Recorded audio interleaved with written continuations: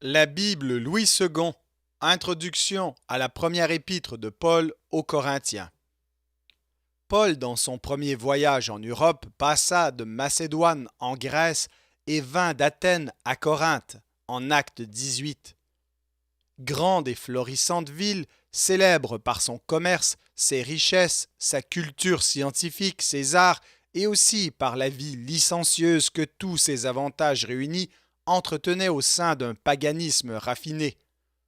On ne pouvait, au dire d'un historien du temps, faire un pas dans Corinthe sans rencontrer un philosophe. Mais d'autre part, la corruption des mœurs était profonde. On avait forgé un verbe, corinthiser, vivre à la manière de Corinthe, pour désigner un genre de vie dissolu. Les expressions de banquet corinthien et de buveur corinthien étaient proverbiales. Situé sur l'isthme qui joint la presqu'île du Péloponnèse au continent grec, ayant deux ports, l'un sur la mer Égée qui la mettait en rapport avec l'Asie, l'autre à l'ouest qui recevait les produits de l'Italie, Corinthe était devenue le centre des communications entre ces diverses parties du monde civilisé. Sa population très mélangée est évaluée à 6 ou 700 000 âmes, dont 400 000 esclaves. Telle était la ville dans laquelle parut, probablement vers l'automne de l'an 52, l'humble missionnaire qui venait y prêcher avec simplicité, non la sagesse de l'homme, mais l'évangile du crucifié. Paul était seul, ayant laissé Silas et Timothée en Macédoine. Il arrivait d'Athènes où sa prédication n'avait guère trouvé d'écho. Nous pouvons nous représenter quelles étaient ses inquiétudes en débarquant à Corinthe. J'ai été parmi vous, écrit-il plus tard aux Corinthiens dans cette ville, dans la faiblesse, dans la crainte et dans un grand tremblement. Mais son témoignage fut accompagné d'une démonstration d'esprit et de puissance. Le Seigneur l'avertit de ne se laisser décourager par aucun obstacle, parce qu'il avait un grand peuple dans cette ville. Et, en effet, il y resta 18 mois entre les années 52 et 54. Il y fit la connaissance d'un ménage juif chassé de Rome, Aquilas et Priscille, qui exerçaient le même métier que lui. Il demeura avec eux, travaillant comme eux à faire des tentes pour n'être à charge à personne. Paul vit se former autour de lui une église nombreuse, composée en grande partie de païens, mais qui renfermait aussi des juifs. Même le président de la synagogue, Crispus, crut au Seigneur avec toute sa maison. Cependant, la plupart des convertis appartenaient aux classes inférieures ou moyennes de la société. Tant de bénédictions durent susciter l'opposition. Elle vint, comme toujours, de la part des Juifs qui traînèrent l'apôtre de Jésus-Christ devant le proconsul Gallion, frère du célèbre philosophe Sénèque, lequel sut apaiser le tumulte par sa sagesse et sa douceur.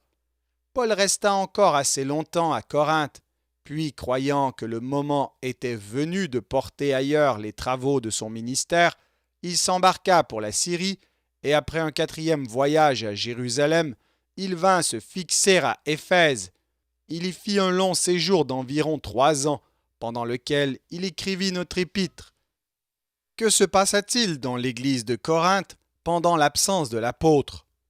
Le principal événement, à nous connu, fut l'activité exercée par Apollos, juif originaire d'Alexandrie, homme éloquent et versé dans les Écritures, qui fut amené à la foi par Aquilas et Priscille lors de son passage à Éphèse.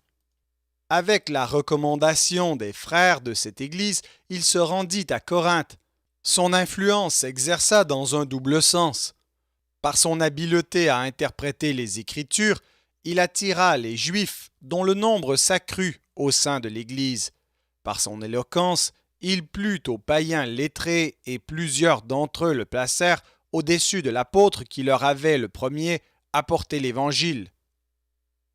Il est probable qu'il vint aussi à Corinthe des docteurs judaïsants qui, s'appuyant de leur relation avec Pierre et Jacques, s'appliquèrent à diminuer l'autorité de Paul. De là, dans l'Église, ces partis divers qui se combattaient les uns les autres. L'un se réclamait de Paul, et l'apôtre lui-même lui reproche cet attachement exclusif à sa personne. Un autre s'attachait à Apollos, ébloui par son éloquence et son savoir, qu'il mettait au-dessus de la vérité simplement annoncée. Un troisième en appelant à Céphas ou Pierre, qu'il considérait comme le représentant des apôtres de la Judée et du seul christianisme vrai, attaquait l'autorité de Paul et voulait peut-être imposer aux chrétiens les observances de la loi. C'était le parti judaïsant. Enfin, il y en avait un quatrième, probablement le moins nombreux, mais le plus dangereux de tous, qui, s'élevant au-dessus de tous les serviteurs de Dieu, affectant de s'en tenir à Christ seul et à ses enseignements, méprisait les doctrines et les préceptes apostoliques comme des notions grossières, invoquant au nom de la science et de la spiritualité une liberté sans limite, qui a pour devise « Toutes choses me sont permises ».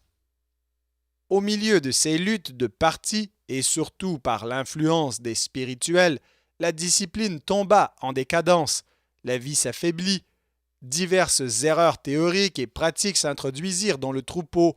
Ainsi, les uns niaient la résurrection du corps comme étant un dogme grossier et n'admettaient qu'une résurrection spirituelle. Pour d'autres, la réaction puissante produite par l'Évangile contre la corruption morale dont Corinthe était le siège s'affaiblit par degrés. D'autres, préoccupés de leurs intérêts mercantiles, n'avaient pas honte d'intenter à leurs frères des procès. Les assemblées de l'Église, même la scène, ne furent point à l'abri de ces désordres. Les dons spirituels répandus d'abord en abondance sur cette Église devinrent l'objet d'abus coupables en même temps qu'un aliment pour l'orgueil. Paul, pendant ce temps, exerçait son ministère à Éphèse. Il eut de fréquentes communications avec l'Église de Corinthe. Nous en trouvons maints indices dans notre épître. Il est possible d'abord qu'il ait fait à Corinthe une rapide visite que les actes passent sous silence et dont il évoque le souvenir en 1 Corinthiens 16,7. Il écrivit probablement aux Corinthiens une épître qui ne nous est pas parvenue, 1 Corinthiens 5,9. Les Corinthiens, de leur côté, écrivirent à l'apôtre plusieurs lettres, une entre autres à laquelle répond notre épître et dans laquelle il lui demandait ses conseils apostoliques sur divers sujets, comme le mariage et le célibat, la participation aux sacrifices païens, les dons spirituels.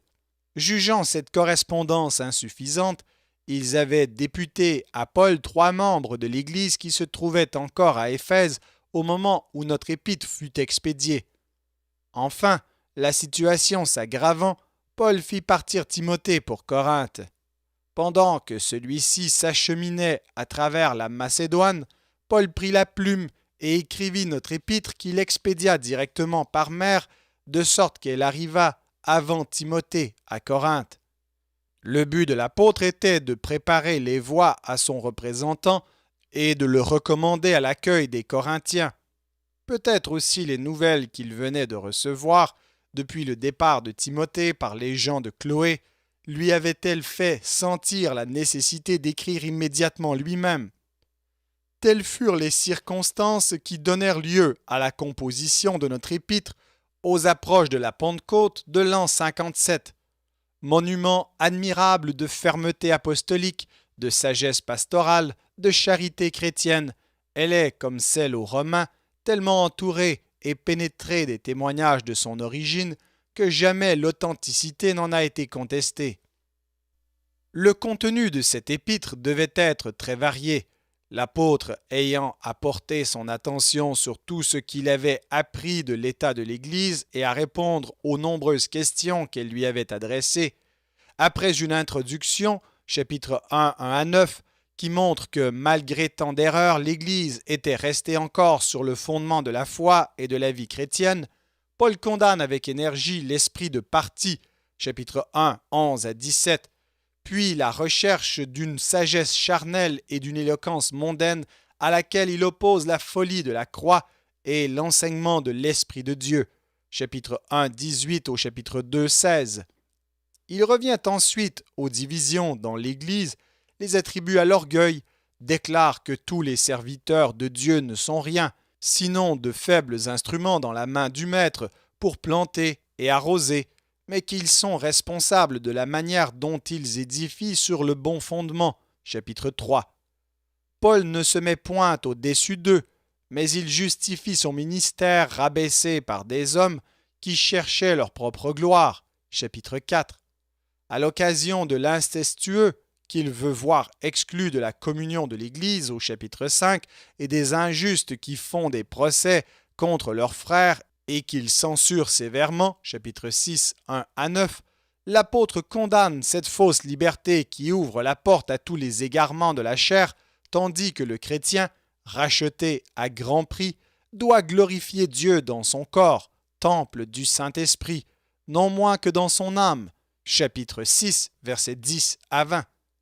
Ces pensées le conduisent tout naturellement à répondre aux questions qu'on lui a adressées par écrit sur le mariage et le célibat, au chapitre 7. Puis, généralisant les principes qui concernent les rapports du chrétien avec le monde, il développe des enseignements de la plus haute portée sur l'usage et les abus de la liberté chrétienne, chapitres 8 à 10. Et il les applique enfin à la vie publique des fidèles, en d'autres termes, à leurs assemblées et à la célébration de la scène où il trouve de coupables abus à réprimer, au chapitre 11. En parlant de ces assemblées, il aborde le sujet difficile des dons miraculeux, les charismes, qui s'y exerçaient, et il le traite avec une sagesse dont on est forcé d'admirer les vues lumineuses et profondes, chapitres 12 à 14. Les spirituels n'avaient pas pu s'approprier la doctrine de la résurrection. Il fallait la leur prouver en la déduisant du fait de la résurrection de Christ et leur montrer quelle est la couronne de la foi et des espérances du chrétien, chapitre 15. Enfin, l'apôtre entretient ses frères d'une collecte en faveur des chrétiens pauvres de la Judée et termine par d'affectueuses salutations, chapitre 16.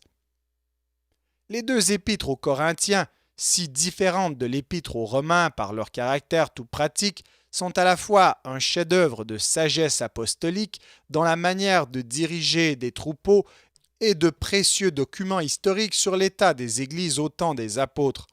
On se tromperait grandement si l'on croyait pouvoir conclure de ce dernier caractère que ces écrits n'ont qu'une importance historique et renferment peu d'enseignements applicables à nos temps. Dans ces rapports de l'Église apostolique se reflète au contraire la vie de l'Église de toutes les époques, et spécialement de la nôtre. Le danger qui à Corinthe menaçait plusieurs membres du troupeau est précisément la grande tentation de nos jours, une véritable idolâtrie de la sagesse humaine préférée à la vérité éternelle de Dieu, le relâchement des principes moraux, la sensualité, une fausse spiritualité dans laquelle s'évapore le puissant réalisme de la Bible, la prédominance d'un subjectivisme qui franchit toutes les limites imposées d'en haut à l'intelligence et à la liberté humaine. Ne sont-ce pas là les principales maladies de notre temps? On comprend donc pour notre époque surtout la profonde importance de ces épîtres aux Corinthiens, et on la sentira de jour en jour davantage à mesure que se répand la vivante conviction que sur tous les sujets, la règle suprême nous est donnée dans l'Écriture.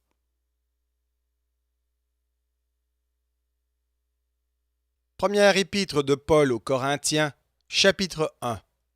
Paul, appelé à être apôtre de Jésus-Christ par la volonté de Dieu, et le frère Sosthène, à l'Église de Dieu qui est à Corinthe, à ceux qui ont été sanctifiés en Jésus-Christ, appelés à être saints, et à tous ceux qui invoquent en quelque lieu que ce soit le nom de notre Seigneur Jésus-Christ, leur Seigneur et le nôtre. Que la grâce et la paix vous soient données de la part de Dieu notre Père et du Seigneur Jésus-Christ. Je rends à mon Dieu de continuelles actions de grâce à votre sujet, pour la grâce de Dieu qui vous a été accordée en Jésus-Christ. Car en lui vous avez été comblés de toutes les richesses qui concernent la parole et la connaissance, le témoignage de Christ ayant été solidement établi parmi vous, de sorte qu'il ne vous manque aucun don dans l'état où vous êtes de la manifestation de notre Seigneur Jésus-Christ.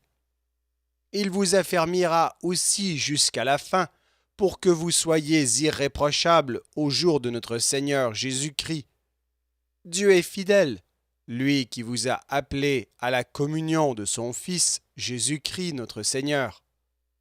Je vous exhorte, frères, par le nom de notre Seigneur Jésus-Christ, à tenir tous un même langage et à ne point avoir de division parmi vous, mais à être parfaitement unis dans un même esprit et dans un même sentiment. Car mes frères, j'ai appris à votre sujet par les gens de Chloé qu'il y a des disputes au milieu de vous. Je veux dire que chacun de vous parle ainsi. Moi je suis de Paul, et moi d'Apollos, et moi de Céphas, et moi de Christ. Christ est-il divisé? Paul a-t-il été crucifié pour vous? Ou est-ce au nom de Paul que vous avez été baptisés? Je rends grâce à Dieu de ce que je n'ai baptisé aucun de vous, excepté Crispus et Gaius, afin que personne ne dise que vous avez été baptisés en mon nom. J'ai encore baptisé la famille de Stéphanas. Du reste, je ne sache pas que j'ai baptisé quelque autre personne. Ce n'est pas pour baptiser que Christ m'a envoyé, c'est pour annoncer l'Évangile, et cela sans la sagesse du langage, afin que la croix de Christ ne soit pas rendue vaine. Car la prédication de la croix est une folie pour ceux qui périssent, mais pour nous qui sommes sauvés, elle est une puissance de Dieu. Aussi est-il écrit, je détruirai la sagesse des sages, et j'anéantirai l'intelligence des intelligents. Où est le sage? Où est le scribe? Où est le disputeur de ce siècle? Dieu n'a-t-il pas convaincu de folie la sagesse du monde? Car puisque le monde avec sa sagesse n'a point connu Dieu, dans la sagesse de Dieu il a plu à Dieu de sauver les croyants par la folie de la prédication.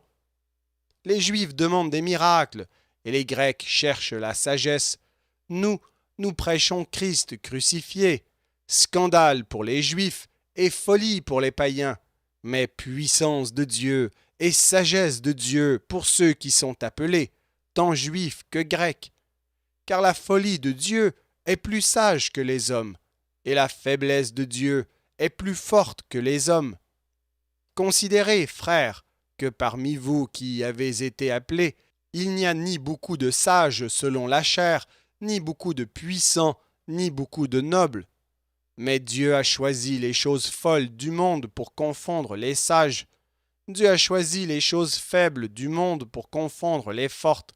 Et Dieu a choisi les choses viles du monde, et celles qu'on méprise, celles qui ne sont point, pour réduire à néant celles qui sont, afin que nulle chair ne se glorifie devant Dieu.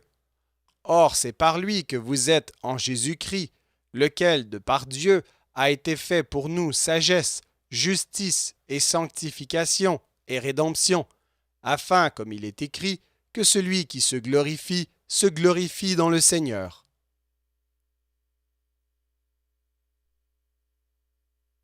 Première épître de Paul aux Corinthiens, chapitre 2. Pour moi, frères, lorsque je suis allé chez vous, ce n'est pas avec une supériorité de langage ou de sagesse que je suis allé vous annoncer le témoignage de Dieu, car je n'ai pas eu la pensée de savoir parmi vous autre chose que Jésus-Christ et Jésus-Christ crucifié. Moi-même j'étais auprès de vous dans un état de faiblesse, de crainte et de grand tremblement, et ma parole et ma prédication ne reposaient pas sur les discours persuasifs de la sagesse, mais sur une démonstration d'esprit et de puissance, afin que votre foi fût fondée non sur la sagesse des hommes, mais sur la puissance de Dieu. Cependant, c'est une sagesse que nous prêchons parmi les parfaits, sagesse qui n'est pas de ce siècle, ni des chefs de ce siècle qui vont être anéantis. Nous prêchons la sagesse de Dieu, mystérieuse et cachée, que Dieu, avant les siècles, avait destinée pour notre gloire. Sagesse qu'aucun des chefs de ce siècle n'a connue, car s'ils l'eussent connue, ils n'auraient pas crucifié le Seigneur de gloire. Mais, comme il est écrit, ce sont des choses que l'œil n'a point vues, que l'oreille n'a point entendues, et qui ne sont point montées au cœur de l'homme, des choses que Dieu a préparées pour ceux qui l'aiment. Dieu nous les a révélés par l'Esprit, car l'Esprit sonde tout, même les profondeurs de Dieu. Lequel des hommes, en effet, connaît les choses de l'homme si ce n'est l'Esprit de l'homme qui est en lui? De même, personne ne connaît les choses de Dieu si ce n'est l'Esprit de Dieu. Or nous n'avons pas reçu l'Esprit du monde, mais l'Esprit qui vient de Dieu, afin que nous connaissions les choses que Dieu nous a données par sa grâce. Et nous en parlons non avec des discours qu'enseigne la sagesse humaine, mais avec ceux qu'enseigne l'Esprit, employant un langage spirituel pour les choses spirituelles. Mais l'homme animal ne reçoit pas les choses de l'Esprit de Dieu, car elles sont une folie pour lui, et il ne peut les connaître parce que c'est spirituellement qu'on en juge. L'homme spirituel, au contraire, juge de tout, et il n'est lui-même jugé par personne. Car qui a connu la pensée du Seigneur pour l'instruire? Or nous avons la pensée de Christ.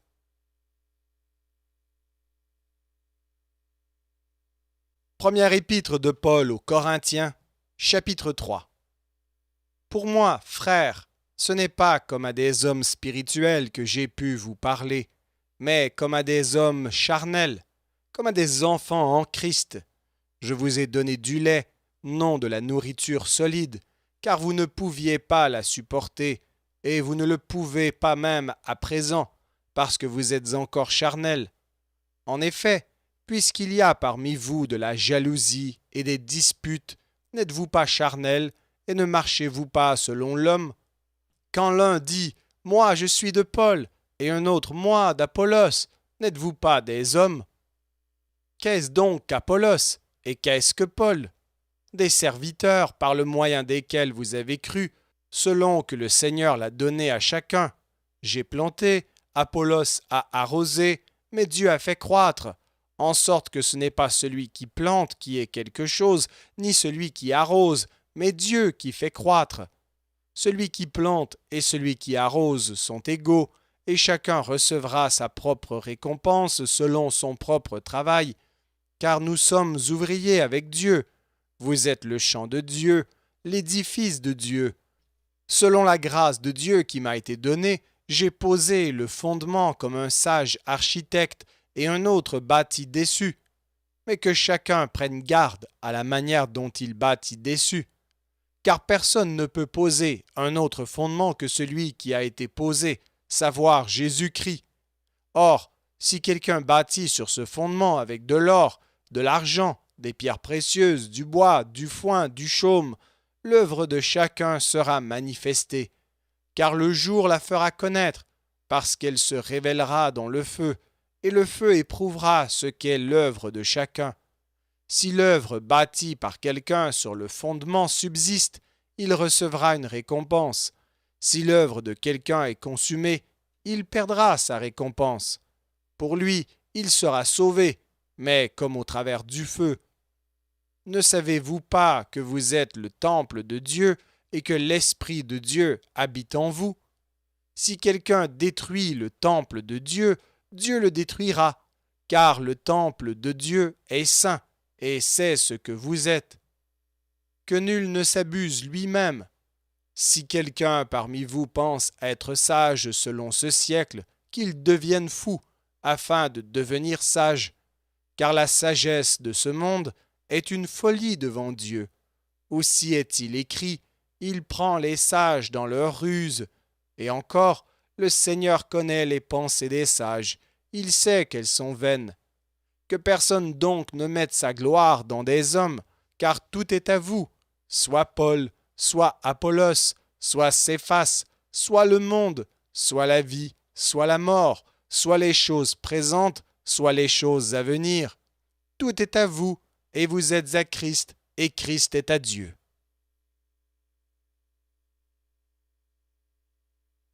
Première épître de Paul aux Corinthiens, chapitre 4. Ainsi, qu'on nous regarde comme des serviteurs de Christ et des dispensateurs des mystères de Dieu. Du reste, ce qu'on demande des dispensateurs, c'est que chacun soit trouvé fidèle. Pour moi, il m'importe fort peu d'être jugé par vous ou par un tribunal humain. Je ne me juge pas non plus moi-même, car je ne me sens coupable de rien. Mais ce n'est pas pour cela que je suis justifié. Celui qui me juge, c'est le Seigneur. C'est pourquoi ne jugez de rien avant le temps, jusqu'à ce que vienne le Seigneur qui mettra en lumière ce qui est caché dans les ténèbres et qui manifestera les desseins des cœurs. Alors chacun recevra de Dieu la louange qui lui sera due. C'est à cause de vous, frères, que j'ai fait de ces choses une application à ma personne et à celle d'Apollos, afin que vous appreniez en nos personnes à ne pas aller au-delà de ce qui est écrit, et que nul de vous ne conçoive de l'orgueil en faveur de l'un contre l'autre. Car qui est-ce qui te distingue? Qu'as-tu que tu n'aies reçu? Et si tu l'as reçu, pourquoi te glorifies-tu comme si tu ne l'avais pas reçu? Déjà vous êtes rassasiés, déjà vous êtes riches, sans nous vous avez commencé à régner, et puissiez-vous régner en effet, afin que nous aussi nous régnions avec vous.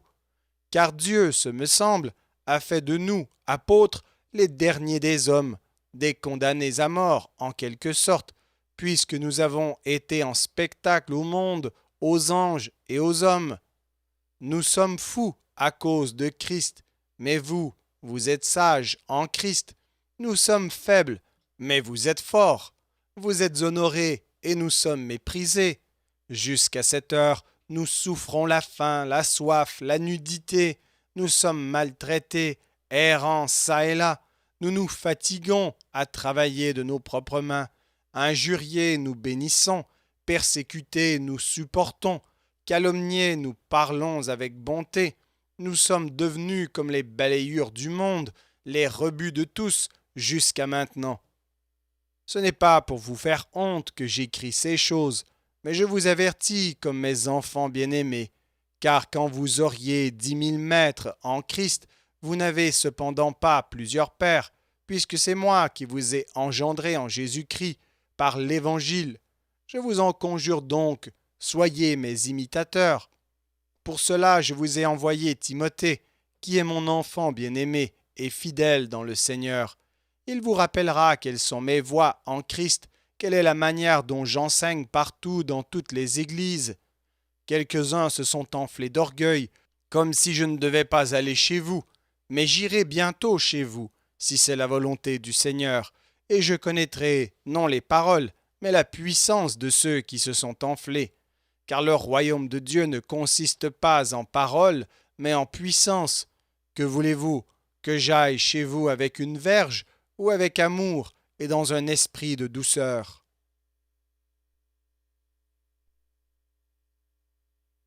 Première épître de Paul aux Corinthiens, chapitre 5. On entend dire généralement qu'il y a parmi vous de l'impudicité, et une impudicité telle qu'elle ne se rencontre pas même chez les païens. C'est au point que l'un de vous a la femme de son père. Et vous êtes enflés d'orgueil, et vous n'avez pas été plus tôt dans l'affliction, afin que celui qui a commis cet acte fût ôté du milieu de vous. Pour moi, absent de corps mais présent d'esprit, j'ai déjà jugé comme si j'étais présent celui qui a commis un tel acte. Au nom du Seigneur Jésus, vous et mon esprit étant assemblés avec la puissance de notre Seigneur Jésus, qu'un tel homme soit livré à Satan pour la destruction de la chair, afin que l'esprit soit sauvé au jour du Seigneur Jésus. C'est bien à tort que vous vous glorifiez. Ne savez-vous pas qu'un peu de levain fait lever toute la pâte? Faites disparaître le vieux levain, afin que vous soyez une pâte nouvelle, puisque vous êtes sans levain, car Christ, notre Pâque, a été immolé. Célébrons donc la fête non avec du vieux levain, non avec un levain de malice et de méchanceté, mais avec les pains sans levain de la pureté et de la vérité. Je vous ai écrit dans ma lettre de ne pas avoir des relations avec les impudiques, non pas d'une manière absolue avec les impudiques de ce monde, ou avec les cupides et les ravisseurs, ou avec les idolâtres. Autrement, il vous faudrait sortir du monde. Maintenant, ce que je vous ai écrit, c'est de ne pas avoir des relations avec quelqu'un qui, se nommant frère, est impudique ou cupide, ou idolâtre, ou outrageux, ou ivrogne, ou ravisseur, de ne pas même manger avec un tel homme. Qu'ai-je en effet à juger ceux du dehors? N'est-ce pas ceux du dedans que vous avez à juger? Pour ceux du dehors, Dieu les juge. Ôtez le méchant du milieu de vous.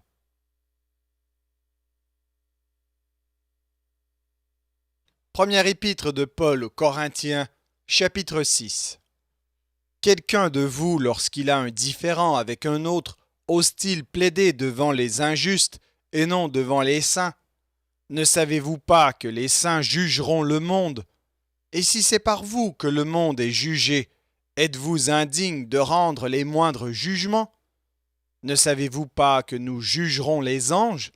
Et nous ne jugerions pas à plus forte raison les choses de cette vie? Quand donc vous avez des différends pour les choses de cette vie, ce sont des gens dont l'Église ne fait aucun cas que vous prenez pour juges. Je le dis à votre honte. Ainsi, il n'y a parmi vous pas un seul homme sage qui puisse prononcer entre ses frères. Mais un frère plaide contre un frère, et cela devant des infidèles. C'est déjà certes un défaut chez vous que d'avoir des procès les uns avec les autres. Pourquoi ne souffrez-vous pas plutôt quelque injustice? Pourquoi ne vous laissez-vous pas plutôt dépouiller? Mais c'est vous qui commettez l'injustice et qui dépouillez, et c'est envers des frères que vous agissez de la sorte. Ne savez-vous pas que les injustes n'hériteront point le royaume de Dieu? Ne vous y trompez pas, ni les impudiques, ni les idolâtres, ni les adultères, ni les efféminés, ni les infâmes, ni les voleurs, ni les cupides, ni les ivrognes n'hériteront le royaume de Dieu. Et c'est là ce que vous étiez quelques-uns de vous. Mais vous avez été lavés, mais vous avez été sanctifiés, mais vous avez été justifiés au nom du Seigneur Jésus-Christ par l'Esprit de notre Dieu. Tout m'est permis, mais tout n'est pas utile. Tout m'est permis, mais je ne me laisserai asservir par quoi que ce soit. Les aliments sont pour le ventre, et le ventre pour les aliments, et Dieu détruira l'un comme les autres. Mais le corps n'est pas pour l'impudicité, il est pour le Seigneur, et le Seigneur pour le corps. Et Dieu qui a ressuscité le Seigneur nous ressuscitera aussi par sa puissance. Ne savez-vous pas que vos corps sont des membres de Christ? Prendrais-je donc les membres de Christ pour en faire les membres d'une prostituée? Loin de là. Ne savez-vous pas que celui qui s'attache à la prostituée est un seul corps avec elle? Car, est-il dit, les deux deviendront une seule chair. Mais celui qui s'attache au Seigneur est avec lui un seul esprit. Fuyez l'impudicité. Quelque autre péché qu'un homme commette, ce péché est hors du corps. Mais celui qui se livre à l'impudicité pêche contre son propre corps. Ne savez-vous pas que votre corps est le temple du Saint-Esprit qui est en vous, que vous avez reçu de Dieu, et que vous ne vous appartenez point à vous-même? Car vous avez été rachetés à un grand prix. Glorifiez donc Dieu dans votre corps et dans votre esprit, qui appartiennent à Dieu.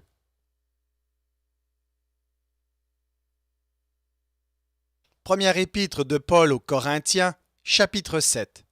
Pour ce qui concerne les choses dont vous m'avez écrit, je pense qu'il est bon pour l'homme de ne point toucher de femme. Toutefois, pour éviter l'impudicité, que chacun ait sa femme, et que chaque femme ait son mari.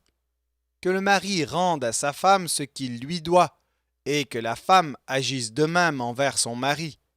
La femme n'a pas autorité sur son propre corps, mais c'est le mari. Et pareillement, le mari n'a pas autorité sur son propre corps, mais c'est la femme. Ne vous privez point l'un de l'autre, si ce n'est d'un commun accord, pour un temps, afin de vaquer à la prière, puis retournez ensemble de peur que Satan ne vous tente par votre incontinence. Je dis cela par condescendance, je n'en fais pas un ordre.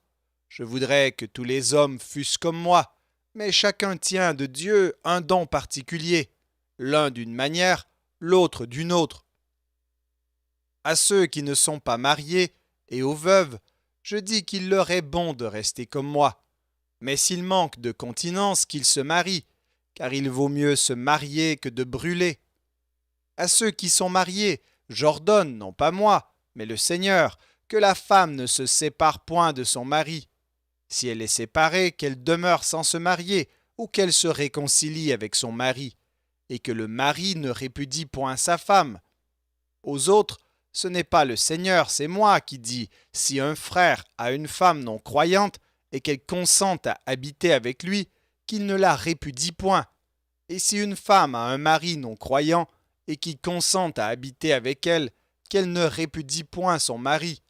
Car le mari non croyant est sanctifié par la femme, et la femme non croyante est sanctifiée par le frère. Autrement, vos enfants seraient impurs, tandis que maintenant ils sont saints. Si le non-croyant se sépare, qu'il se sépare. Le frère ou la sœur ne sont pas liés dans ces cas-là. Dieu nous a appelés à vivre en paix. Car que sais-tu, femme, si tu sauveras ton mari, ou que sais-tu, mari, si tu sauveras ta femme? Seulement, que chacun marche selon la part que le Seigneur lui a faite, selon l'appel qu'il a reçu de Dieu. C'est ainsi que je l'ordonne dans toutes les églises. Quelqu'un a-t-il été appelé étant circoncis, qu'il demeure circoncis? Quelqu'un a-t-il été appelé étant incirconcis, qu'il ne se fasse pas circoncire? La circoncision n'est rien, et l'incirconcision n'est rien, mais l'observation des commandements de Dieu est tout. Que chacun demeure dans l'état où il était lorsqu'il a été appelé. As-tu été appelé étant esclave? Ne t'en inquiète pas, mais si tu peux devenir libre, profites-en plutôt, car l'esclave qui a été appelé dans le Seigneur est un affranchi du Seigneur. De même, l'homme libre qui a été appelé est un esclave de Christ. Vous avez été rachetés à un grand prix. Ne devenez pas esclaves des hommes. Que chacun, frère, demeure devant Dieu dans l'état où il était lorsqu'il a été appelé. Pour ce qui est des vierges, je n'ai point d'ordre du Seigneur, mais je donne un avis, comme ayant reçu du Seigneur miséricorde pour être fidèle. Voici donc ce que j'estime bon, à cause des temps difficiles qui s'approchent. Il est bon à un homme d'être ainsi. Es-tu lié à une femme? Ne cherche pas à rompre ce lien. N'es-tu pas lié à une femme? Ne cherche pas une femme. Si tu t'es marié, tu n'as point péché, et si la Vierge s'est mariée, elle n'a point péché. Mais ces personnes auront des tribulations dans la chair, et je voudrais vous les épargner. Voici ce que je dis, frères, c'est que le temps est court, que désormais ceux qui ont des femmes soient comme n'en ayant pas, ceux qui pleurent comme ne pleurant pas, ceux qui se réjouissent comme ne se réjouissant pas, ceux qui achètent comme ne possédant pas, et ceux qui usent du monde comme n'en usant pas. Car la figure de ce monde passe. Or je voudrais que vous fussiez sans inquiétude. Celui qui n'est pas marié s'inquiète des choses du Seigneur, des moyens de plaire au Seigneur. Et celui qui est marié s'inquiète des choses du monde, des moyens de plaire à sa femme. Il y a de même une différence entre la femme et la vierge. Celle qui n'est pas mariée s'inquiète des choses du Seigneur, afin d'être sainte de corps et d'esprit, et celle qui est mariée s'inquiète des choses du monde, des moyens de plaire à son mari. Je dis cela dans votre intérêt. Ce n'est pas pour vous prendre au piège, c'est pour vous porter à ce qui est bienséant et propre à vous attacher au Seigneur sans distraction. Si quelqu'un regarde comme déshonorant pour sa fille de dépasser l'âge nubile et comme nécessaire de la marier, qu'il fasse ce qu'il veut, il ne pêche point qu'on se marie. Mais celui qui a pris une ferme résolution, sans contrainte et avec l'exercice de sa propre volonté, et qui a décidé en son cœur de garder sa fille vierge, celui-là fait bien. Ainsi, celui qui marie sa fille fait bien, et celui qui ne la marie pas fait mieux. Une femme est liée aussi longtemps que son mari est vivant, mais si le mari meurt, elle est libre de se marier à qui elle veut, seulement que ce soit dans le Seigneur. Elle est plus heureuse néanmoins si elle demeure comme elle est, suivant mon avis. Et moi aussi, Je crois avoir l'Esprit de Dieu.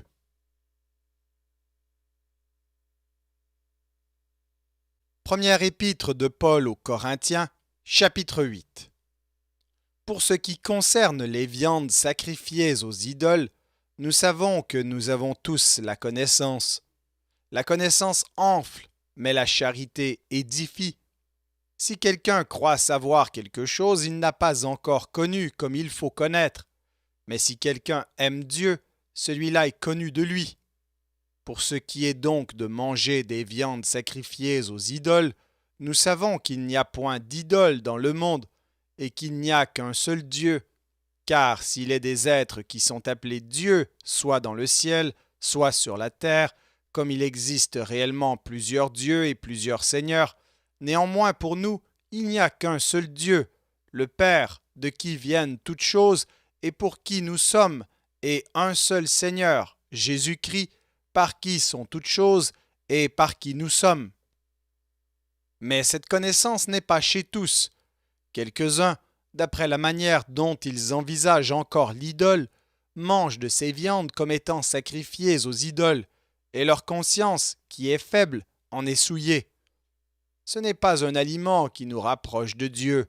Si nous en mangeons, nous n'avons rien de plus. Si nous n'en mangeons pas, nous n'avons rien de moins.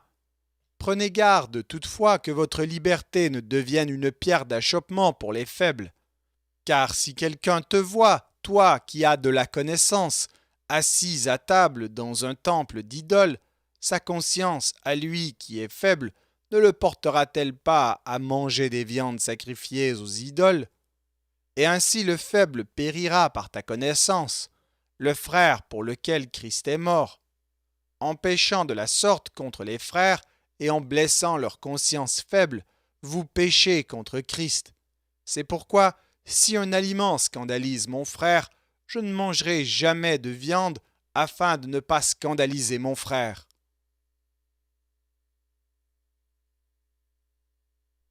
Première épître de Paul, chapitre 9. Ne suis-je pas libre? Ne suis-je pas apôtre? N'ai-je pas vu Jésus notre Seigneur? N'êtes-vous pas mon œuvre dans le Seigneur? Si pour d'autres je ne suis pas apôtre, je le suis au moins pour vous, car vous êtes le sceau de mon apostolat dans le Seigneur. C'est là ma défense contre ceux qui m'accusent. N'avons-nous pas le droit de manger et de boire? N'avons-nous pas le droit de mener avec nous une sœur qui soit notre femme, comme font les autres apôtres ou les frères du Seigneur et Céphas? Ou bien est-ce que moi seul et Barnabas, nous n'avons pas le droit de ne point travailler? Qui jamais fait le service militaire à ses propres frais? Qui est-ce qui plante une vigne et n'en mange pas le fruit? Qui est-ce qui fait paître un troupeau et ne se nourrit pas du lait du troupeau? Ces choses que je dis n'existent-elles que dans les usages des hommes? La loi ne les dit-elle pas aussi? Car il est écrit dans la loi de Moïse, tu n'emmuselleras point le bœuf quand il foule le grain. Dieu se met-il en peine des bœufs? Ou parle-t-il uniquement à cause de nous? Oui, c'est à cause de nous qu'il a été écrit que celui qui laboure doit labourer avec espérance, et celui qui foule le grain foulé avec l'espérance d'y avoir part. Si nous avons semé parmi vous les biens spirituels, est-ce une grosse affaire si nous moissonnons vos biens temporels? Si d'autres jouissent de ce droit sur vous, n'est-ce pas plutôt à nous d'en jouir? Mais nous n'avons point usé de ce droit. Au contraire, nous souffrons tout, afin de ne pas créer d'obstacle à l'évangile de Christ. Ne savez-vous pas que ceux qui remplissent les fonctions sacrées sont nourris par le temple? Que ceux qui servent à l'autel ont part à l'autel? De même aussi, le Seigneur a ordonné à ceux qui annoncent l'Évangile de vivre de l'Évangile. Pour moi, je n'ai usé d'aucun de ces droits, et ce n'est pas afin de les réclamer en ma faveur que j'écris ainsi, car j'aimerais mieux mourir que de me laisser enlever ce sujet de gloire. Si j'annonce l'Évangile, ce n'est pas pour moi un sujet de gloire, car la nécessité m'en est imposée, et malheur à moi si je n'annonce pas l'Évangile. Si je le fais de bon cœur, j'en ai la récompense, Mais si je le fais malgré moi, c'est une charge qui m'est confiée. Quelle est donc ma récompense? C'est d'offrir gratuitement l'Évangile que j'annonce sans user de mon droit de prédicateur de l'Évangile. Car, bien que je sois libre à l'égard de tous, je me suis rendu le serviteur de tous afin de gagner le plus grand nombre. Avec les Juifs, j'ai été comme Juif afin de gagner les Juifs. Avec ceux qui sont sous la loi, comme sous la loi, quoique je ne sois pas moi-même sous la loi, afin de gagner ceux qui sont sous la loi. Avec ceux qui sont sans loi, comme sans loi, quoique je ne sois point sans la loi de Dieu, étant sous la loi de Christ, afin de gagner ceux qui sont sans loi. J'ai été faible avec les faibles, afin de gagner les faibles. Je me suis fait tout à tous, afin d'en sauver de toute manière quelques-uns. Je fais tout à cause de l'Évangile, afin d'y avoir part. Ne savez-vous pas que ceux qui courent dans le stade courent tous, mais qu'un seul remporte le prix? Courez de manière à le remporter. Tous ceux qui combattent s'imposent toute espèce d'abstinence, et ils le font pour obtenir une couronne corruptible. Mais nous, faisons-le pour une couronne incorruptible. Moi donc, je cours, non pas comme à l'aventure, je frappe, non pas comme battant l'air, mais je traite durement mon corps, et je le tiens assujetti, de peur d'être moi-même rejeté, après avoir prêché aux autres.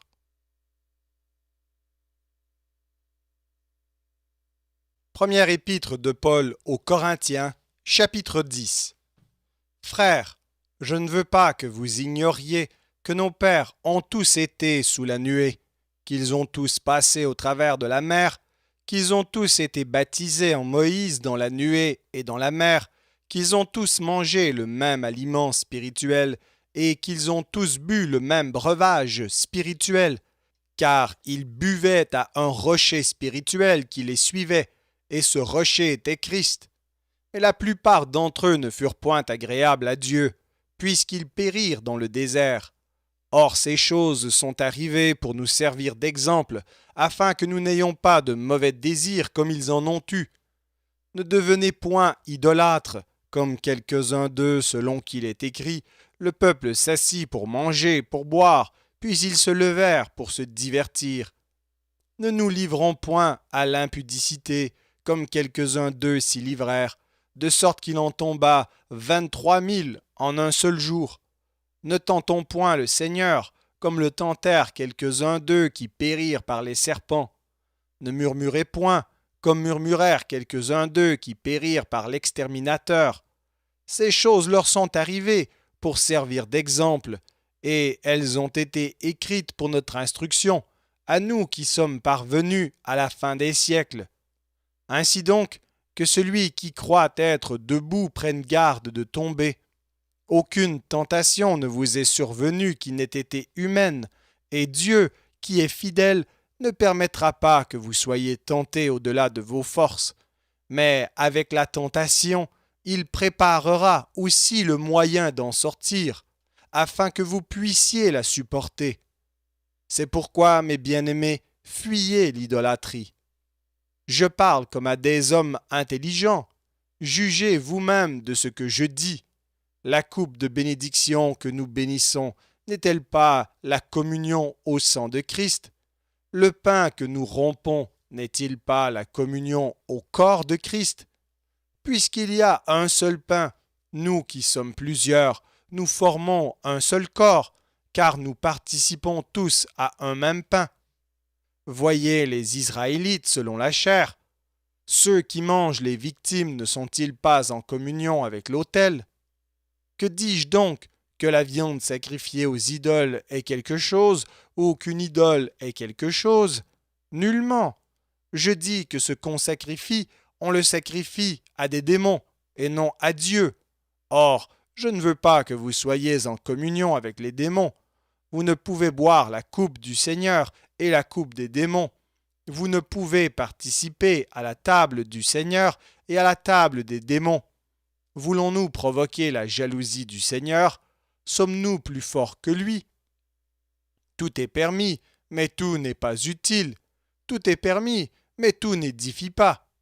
Que personne ne cherche son propre intérêt, mais que chacun cherche celui d'autrui.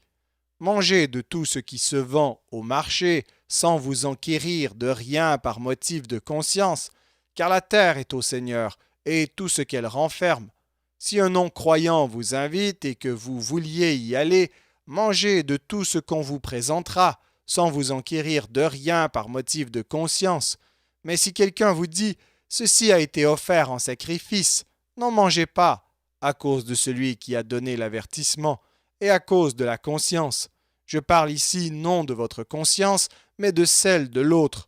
Pourquoi, en effet, ma liberté serait-elle jugée par une conscience étrangère? Si je mange avec action de grâce, pourquoi serais-je blâmé au sujet d'une chose dont je rends grâce? Soit donc que vous mangiez, soit que vous buviez, soit que vous fassiez quelque autre chose, faites tout pour la gloire de Dieu.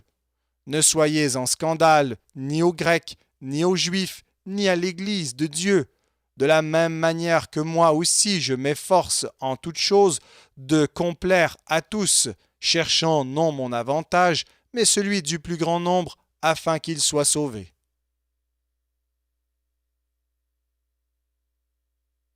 Première épître de Paul aux Corinthiens, chapitre 11. Soyez mes imitateurs comme je le suis moi-même de Christ. Je vous loue de ce que vous vous souvenez de moi à tous égards et de ce que vous retenez mes instructions telles que je vous les ai données. Je veux cependant que vous sachiez que Christ est le chef de tout homme, que l'homme est le chef de la femme et que Dieu est le chef de Christ. Tout homme qui prie ou qui prophétise la tête couverte déshonore son chef. Toute femme, au contraire, qui prie ou qui prophétise la tête non voilée déshonore son chef. C'est comme si elle était rasée. Car si une femme n'est pas voilée, qu'elle se coupe aussi les cheveux. Or, s'il est honteux pour une femme d'avoir les cheveux coupés ou d'être rasée, qu'elle se voile. L'homme ne doit pas se couvrir la tête, puisqu'il est l'image et la gloire de Dieu, tandis que la femme est la gloire de l'homme. En effet, l'homme n'a pas été tiré de la femme, mais la femme a été tirée de l'homme, et l'homme n'a pas été créé à cause de la femme, mais la femme a été créée à cause de l'homme. C'est pourquoi la femme, à cause des anges, doit avoir sur la tête une marque de l'autorité dont elle dépend. Toutefois, dans le Seigneur, la femme n'est point sans l'homme, ni l'homme sans la femme. Car de même que la femme a été tirée de l'homme, de même l'homme existe par la femme, et tout vient de Dieu. Jugez-en vous-même. Est-il convenable qu'une femme prie Dieu sans être voilée? La nature elle-même ne vous enseigne-t-elle pas que c'est une honte pour l'homme de porter de longs cheveux, mais que c'est une gloire pour la femme d'en porter, parce que la chevelure lui a été donnée comme voile? Si quelqu'un se plaît à contester, nous n'avons pas cette habitude, non plus que les églises de Dieu. En donnant cet avertissement, ce que je ne loue point, c'est que vous vous assemblez, non pour devenir meilleur, mais pour devenir pire. Et d'abord, j'apprends que lorsque vous vous réunissez en assemblée, il y a parmi vous des divisions.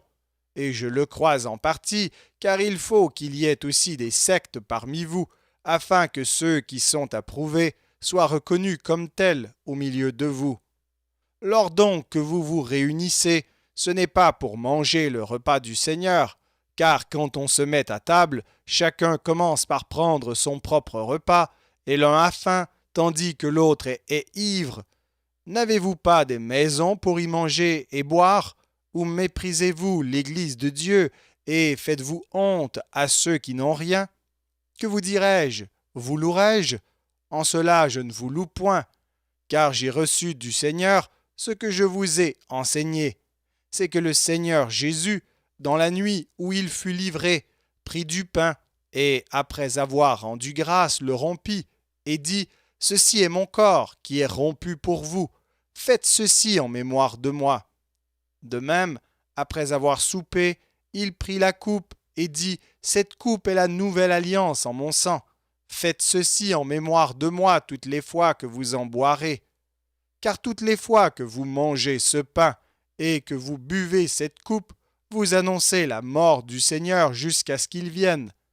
C'est pourquoi celui qui mangera le pain ou boira la coupe du Seigneur indignement sera coupable envers le corps et le sang du Seigneur. Que chacun donc s'éprouve soi-même, et qu'ainsi il mange du pain et boive de la coupe, car celui qui mange et boit sans discerner le corps du Seigneur mange et boit un jugement contre lui-même. C'est pour cela qu'il y a parmi vous beaucoup d'infirmes et de malades, et qu'un grand nombre sont morts. Si nous nous jugions nous-mêmes, nous ne serions pas jugés. Mais quand nous sommes jugés, nous sommes châtiés par le Seigneur, afin que nous ne soyons pas condamnés avec le monde. Ainsi, mes frères, lorsque vous vous réunissez pour le repas, attendez-vous les uns les autres. Si quelqu'un a faim, qu'il mange chez lui, afin que vous ne vous réunissiez pas pour attirer un jugement sur vous. Je réglerai les autres choses quand je serai arrivé.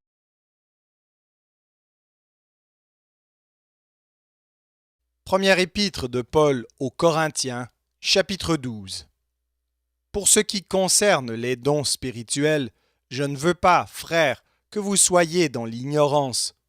Vous savez que lorsque vous étiez païens, vous vous laissiez entraîner vers les idoles muettes, selon que vous étiez conduits.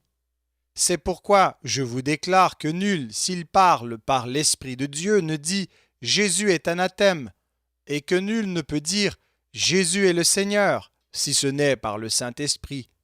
Il y a diversité de dons, mais le même Esprit, diversité de ministères, mais le même Seigneur, diversité d'opérations, mais le même Dieu qui opère tout en tous. Or, à chacun la manifestation de l'Esprit est donnée pour l'utilité commune. En effet, à l'un est donnée par l'Esprit une parole de sagesse, à un autre une parole de connaissance, selon le même Esprit, à un autre la foi par le même Esprit, à un autre le don des guérisons par le même Esprit, à un autre le don d'opérer des miracles, à un autre la prophétie, à un autre le discernement des esprits, à un autre la diversité des langues, à un autre l'interprétation des langues. Un seul et même esprit opère toutes ces choses, les distribuant à chacun en particulier comme il veut. Car comme le corps est un et a plusieurs membres, et comme tous les membres du corps malgré leur nombre ne forment qu'un seul corps, ainsi en est-il de Christ. Nous avons tous, en effet, été baptisés dans un seul esprit pour former un seul corps, soit juif, soit grec, soit esclave, soit libre, et nous avons tous été abreuvés d'un seul esprit. Ainsi, le corps n'est pas un seul membre, mais il est formé de plusieurs membres. Si le pied disait « Parce que je ne suis pas une main, je ne suis pas du corps », ne serait-il pas du corps pour cela? Et si l'oreille disait « Parce que je ne suis pas un œil, je ne suis pas du corps », ne serait-elle pas du corps pour cela? Si tout le corps était œil, où serait l'ouïe? S'il était tout ouïe, où serait l'odorat? Maintenant Dieu a placé chacun des membres dans le corps comme il l'a voulu. Si tous étaient un seul membre, où serait le corps? Maintenant donc, il y a plusieurs membres et un seul corps. L'œil ne peut pas dire à la main « Je n'ai pas besoin de toi », ni la tête dire aux pieds « Je n'ai pas besoin de vous », mais bien plutôt les membres du corps qui paraissent être les plus faibles sont nécessaires, et ceux que nous estimons être les moins honorables du corps, nous les entourons d'un plus grand honneur. Ainsi nos membres les moins honnêtes reçoivent le plus d'honneur, tandis que ceux qui sont honnêtes n'en ont pas besoin. Dieu a disposé le corps de manière à donner plus d'honneur à ce qui en manquait, afin qu'il n'y ait pas de division dans le corps, mais que les membres aient également soin les uns des autres. Et si un membre souffre, tous les membres souffrent avec lui. Si un membre est honoré, tous les membres se réjouissent avec lui. Vous êtes le corps de Christ, et vous êtes ses membres, chacun pour sa part. Et Dieu a établi dans l'Église, premièrement des apôtres, secondement des prophètes, troisièmement des docteurs, ensuite ceux qui ont le don des miracles, puis ceux qui ont les dons de guérir, de secourir, de gouverner, de parler diverses langues. Tous sont-ils apôtres? Tous sont-ils prophètes? Tous sont-ils docteurs? Tous ont-ils le don des miracles? Tous ont-ils le don des guérisons? Tous parlent-ils en langue? Tous interprètent-ils? Aspirez aux dons les meilleurs, et je vais encore vous montrer une voie par excellence.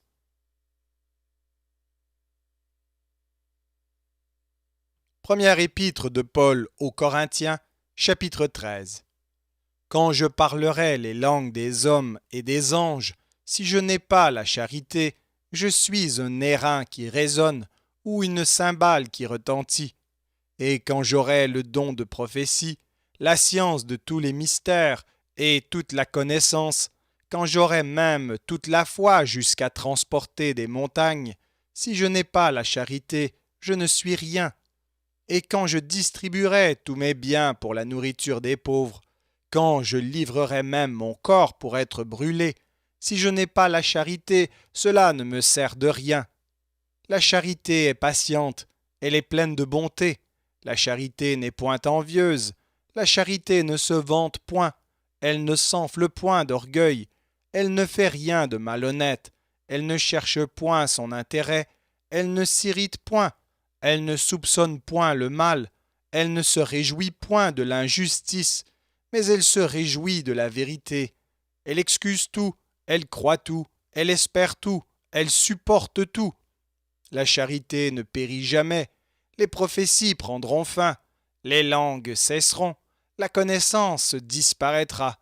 Car nous connaissons en partie et nous prophétisons en partie, mais quand ce qui est parfait sera venu, ce qui est partiel disparaîtra. Lorsque j'étais enfant, je parlais comme un enfant, je pensais comme un enfant, je raisonnais comme un enfant. Lorsque je suis devenu homme, j'ai fait disparaître ce qui était de l'enfant.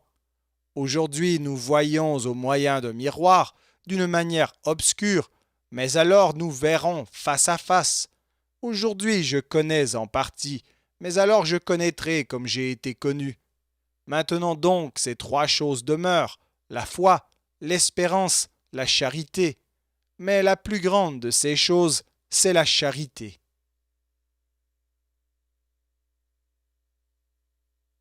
Première épître de Paul aux Corinthiens, chapitre 14. Recherchez la charité, aspirez aussi aux dons spirituels, mais surtout à celui de prophétie. En effet, celui qui parle en langue ne parle pas aux hommes, mais à Dieu, car personne ne le comprend, et c'est en esprit qu'il dit des mystères. Celui qui prophétise, au contraire, parle aux hommes, les édifie, les exhorte, les console. Celui qui parle en langue s'édifie lui-même. Celui qui prophétise édifie l'Église. Je désire que vous parliez tous en langue, mais encore plus que vous prophétisiez.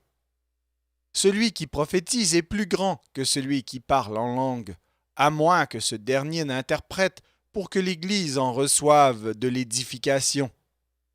Et maintenant, frères, de quelle utilité vous serais-je si je venais à vous parlant en langue, et si je ne vous parlais pas par révélation, ou par connaissance, ou par prophétie, ou par doctrine?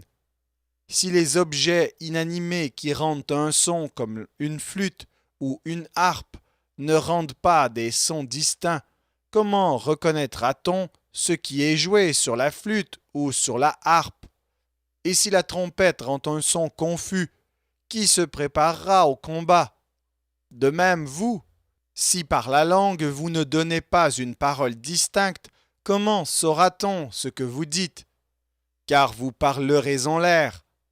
Quelque nombreuses que puissent être dans le monde les diverses langues, il n'en est aucune qui ne soit une langue intelligible.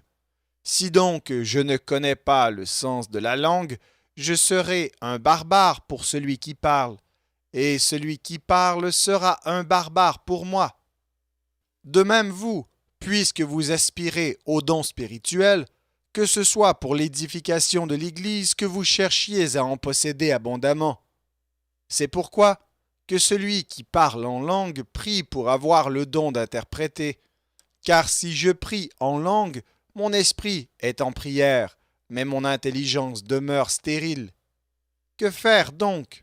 Je prierai par l'esprit, mais je prierai aussi avec intelligence.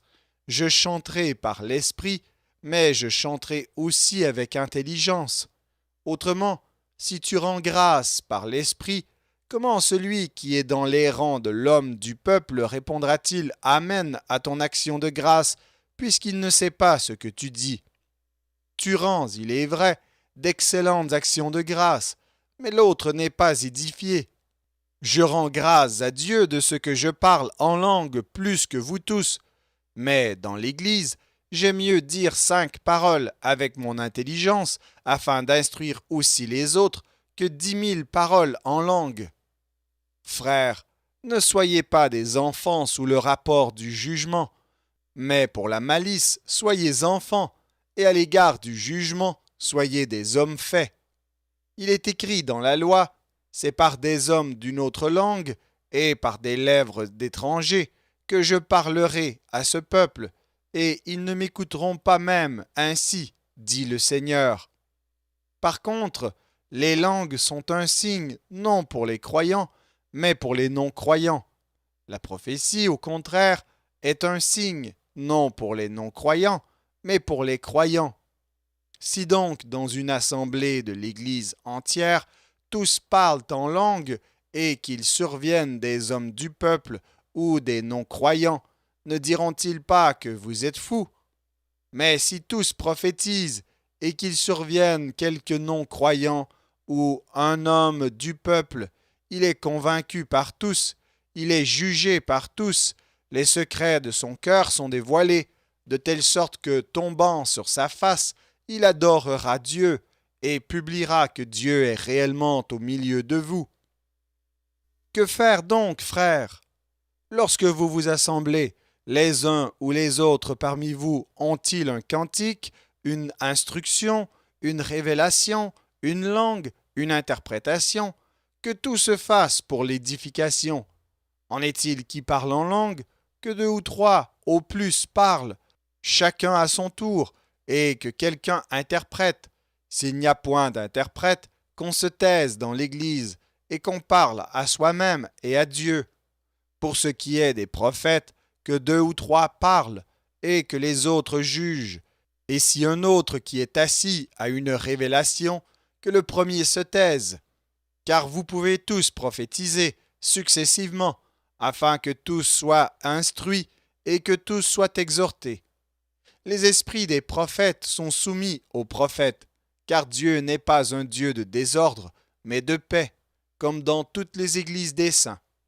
Que les femmes se taisent dans les assemblées, car il ne leur est pas permis d'y parler, mais qu'elles soient soumises selon que le dit aussi la loi.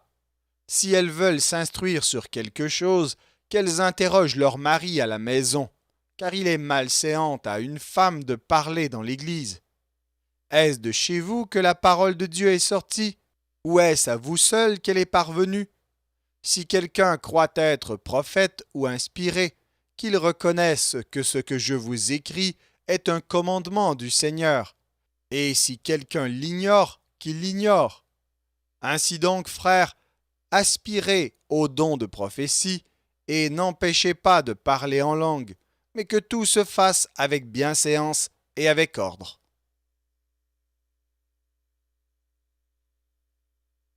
Première épître de Paul aux Corinthiens, chapitre 15.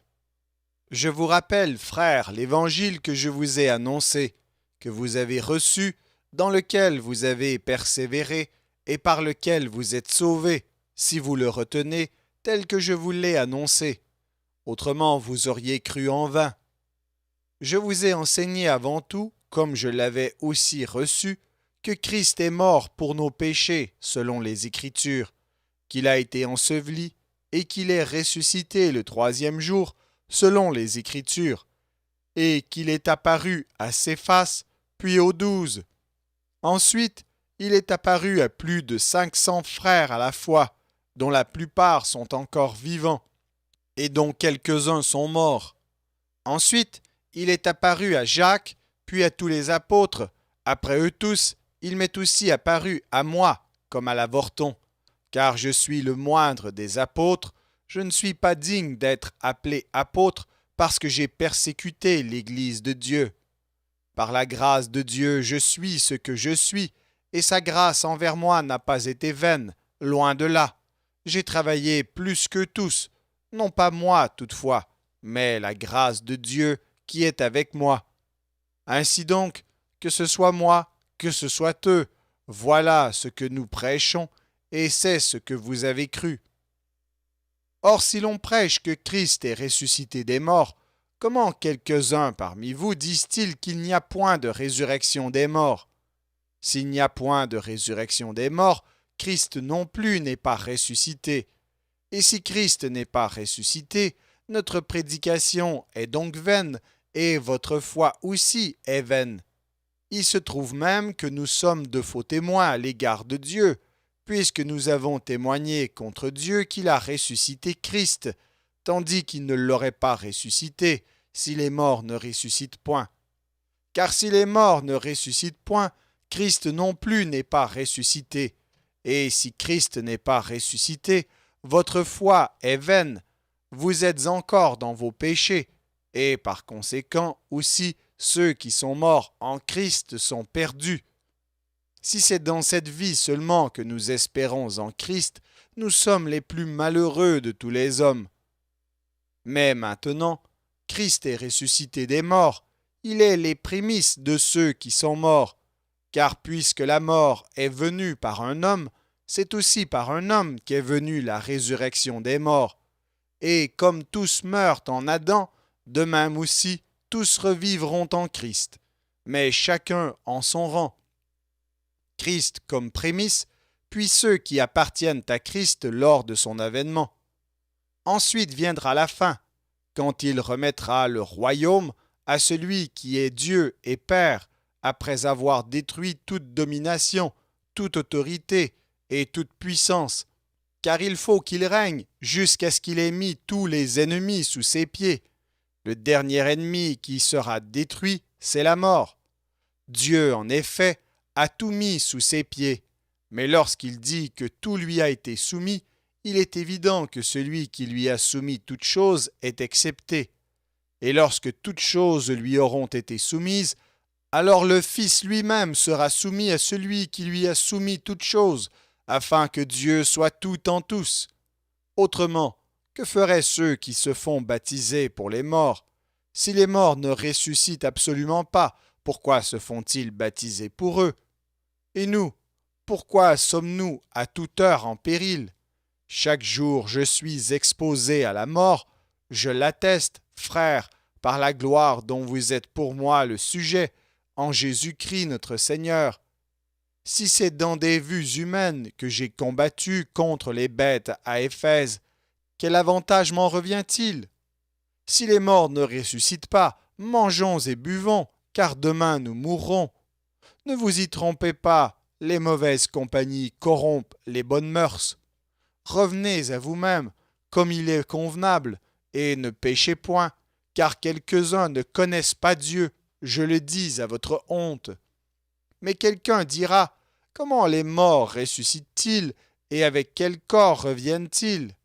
Insensé, ce que tu sèmes ne reprend point vie, s'il ne meurt, et ce que tu sèmes, ce n'est pas le corps qui naîtra, c'est un simple grain, de blé peut-être, ou de quelque autre semence, puis Dieu lui donne un corps comme il lui plaît, et à chaque semence, il donne un corps qui lui est propre.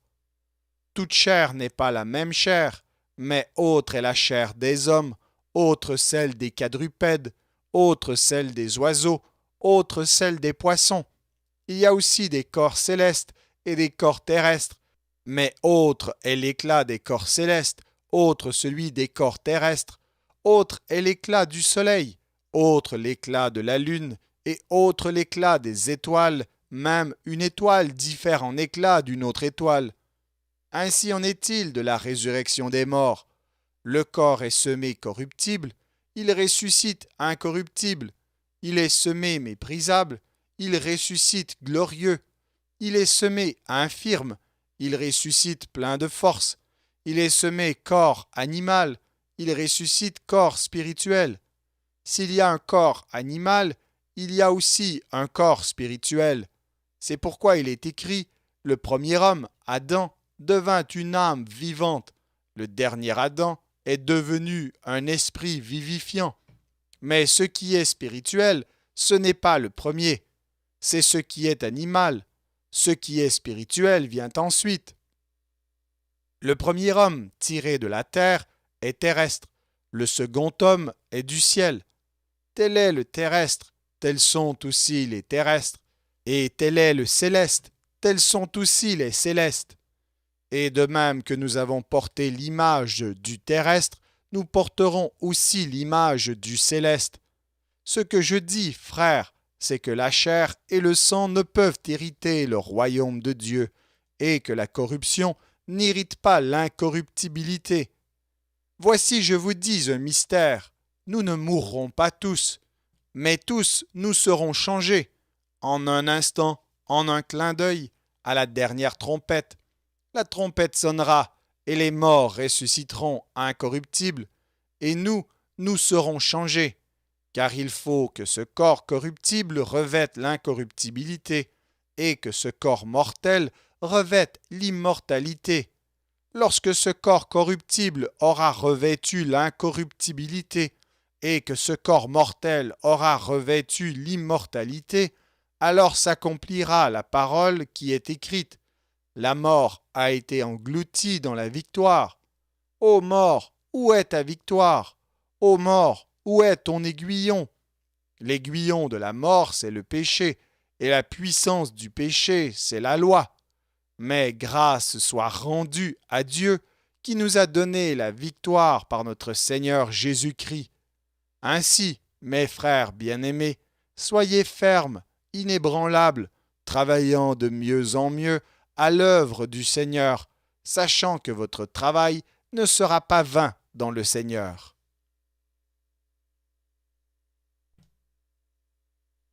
Première épître de Paul aux Corinthiens, chapitre 16.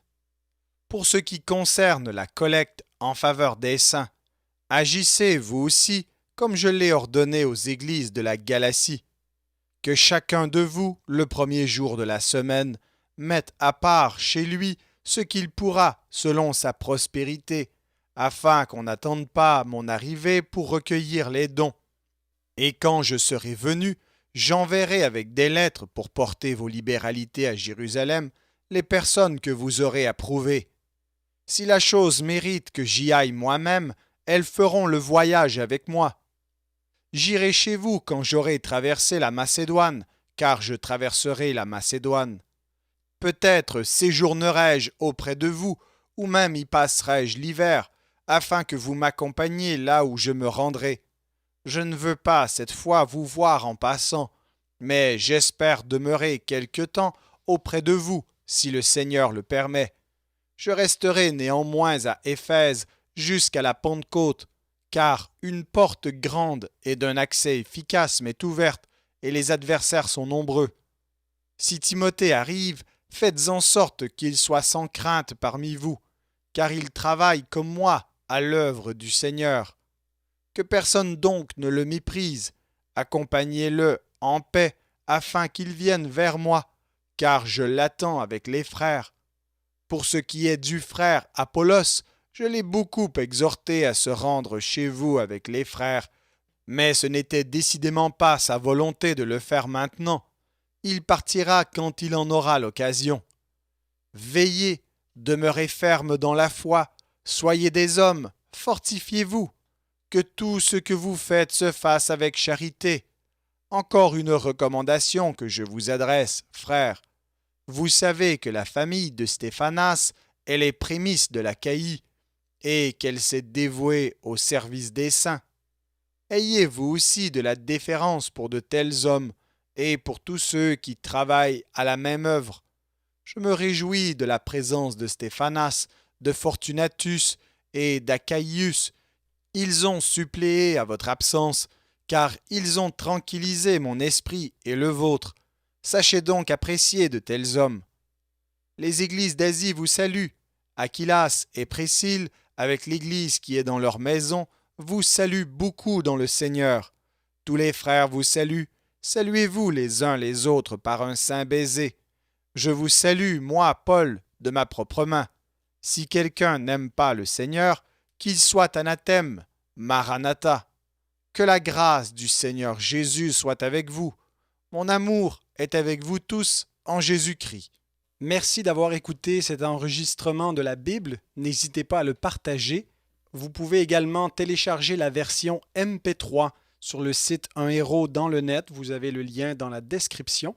En visitant notre chaîne, vous allez également trouver d'autres versions de la Bible en audio, ainsi que plusieurs ressources pour étudier la parole de Dieu. Toutes ces ressources sont mises à votre disposition gratuitement. N'hésitez pas de nous faire un don si le Seigneur vous le met à cœur en utilisant le lien qui est également dans la description. Merci encore et que Dieu vous bénisse.